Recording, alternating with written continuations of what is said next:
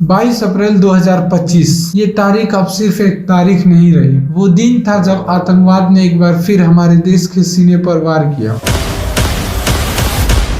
जम्मू कश्मीर के पहलगाम में TRF नाम की एक आतंकी संगठन ने 26 मासूम जिंदगियों को छीन लिया। यहाँ पे उसने बोला कि शायद मुस्लिम नहीं है, उसने उसको गोली मार दी। नहीं आप टेंशन मत लो। अब बेटा आप यहाँ पे रहो। मेरे पति का बच्चा लो। ये सिर्फ हमला नहीं था, ये इंसानियत पर धब्बा था। लेकिन इस बार भारत ने वही किया जो एक नया भारत कर, शब्द नहीं सीधा एक्शन। हमले से कुछ ही घंटों के अंदर दिल्ली में एक हाई लेवल मीटिंग बुलाई गई। NSA अजीत डोभाल, रॉ और IB के चीफ, तीनों सेनाओं के प्रमुख और देश के प्रधानमंत्री नरेंद्र मोदी इस बार निंदा नहीं, सिर्फ फैसले लिए गए, और वो भी एक के बाद एक। भारत सरकार ने पाकिस्तान के नागरिकों के लिए वीजा सेवाएं तुरंत बंद कर दी। कोई भी पाकिस्तानी नागरिक अब भारत नहीं आ सकेगा, न व्यापार के लिए न रिश्तेदारी के लिए। सिर्फ एक ही संदेश, अब बिल्कुल नो एंट्री। नई दिल्ली में मौजूद पाकिस्तान के रक्षा सलाहकारों में भारत छोड़ने का आदेश दिया गया, और साथ ही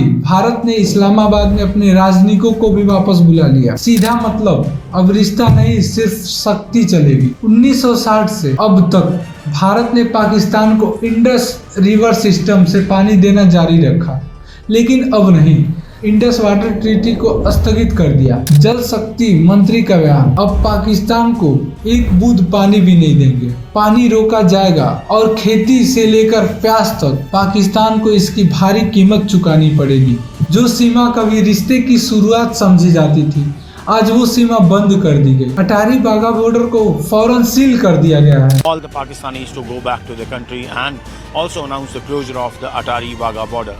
अब ना व्यापार, ना ट्रांजिट, ना मुकाबला। जैसे सरकार ने साफ कह दिया हो, अब कोई मोल भाव नहीं होगा। गृह मंत्री अमित शाह सीधे श्रीनगर पहुंचे। NIA, IB और लोकल एजेंसियों को आदेश दिया गया, आतंकवादियों के नेटवर्क को जड़ से उखाड़ दी जाए। सभी संदिग्धों के घरों पर रेड। ये अब सिर्फ कश्मीर का मसला नहीं, ये पूरे देश की सुरक्षा का सवाल बन चुका है। अब बात करते हैं पाकिस्तान पर इन सब का क्या असर पड़ेगा। पहला असर, आर्थिक तंगी और बढ़ेगी। इंडस वाटर ट्रीटी को सस्पेंड करने का मतलब पाकिस्तान की खेती, बिजली, पीने का पानी, सब पर असर। जो मुल्क पहले ही IMF से भीख मांग रहा है, अब वह सूखा, गुस्सा और भी गहराई से गिरती अर्थव्यवस्था देखेगी। दूसरी असर, अंतर्राष्ट्रीय मंचों पर अलगाव। भारत ने जो कदम उठाए हैं वो सिर्फ सजा नहीं, एक कूटनीतिक सिग्नल है। UN, G20 और बाकी देशों में अब पाकिस्तान की छवि और खराब होगी। टेरर को पालने वाला देश अब और अलग थलग होगा। तीसरा असर, सरहद पर तनाव। LOC पर फायरिंग बढ़ चुकी है। पाकिस्तान की सेना अब डरी हुई है,